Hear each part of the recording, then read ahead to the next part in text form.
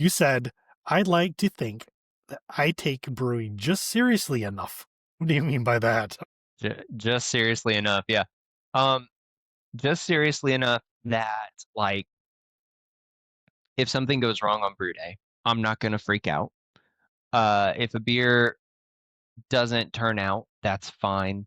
But also that like I pay attention to like the things that I feel are really important to make good beer. Okay. So, there are some and anybody can make beer any way that they want to. And I would not like tell somebody that they're doing it wrong or doing it in any sort of like that poor way, I guess. Unless they came to me and they were like, "Hey, I don't like the way that my beer is turning Mhm. out. Can you give me tips or whatever?"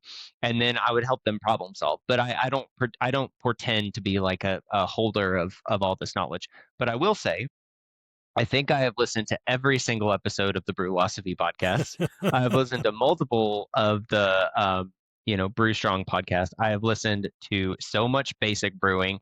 I have watched The Apartment Brewer. I have watched Clawhammer Supply Guys. I have spent a lot of time in it. I've gone to homebrew club meetings. I've read some of the books. Um, and I am on, the subreddit all the time and that type of thing. So and so I guess some people would say that doesn't sound like just the right amount. That sounds like you're maybe too much. I guess some could argue, some could argue. But I think like again, with that, I feel like hearing it from all these different areas, the things that I've keyed in on before, like I've said, are, temperature control with your yeast matters. It is not the end all be all. There are some, lager yeast that you can ferment a little warmer. That being said, you don't want them outside at 90 degrees, right?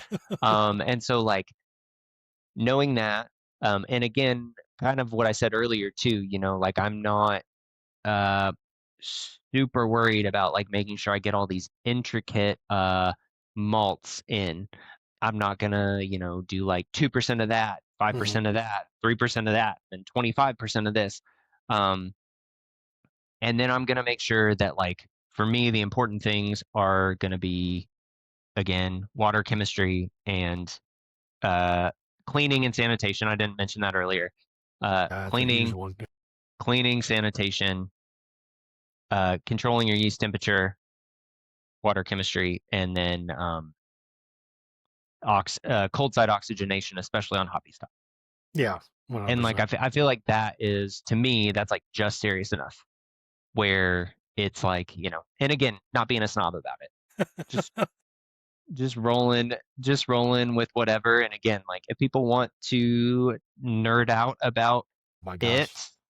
I Yeah. love to nerd out about it, and we'll get into we'll talk about diacetyl rests and things like that, and some of it I know and some of it I don't know, you know. So, but yeah, it's just it's fun to me. It's fun to learn more.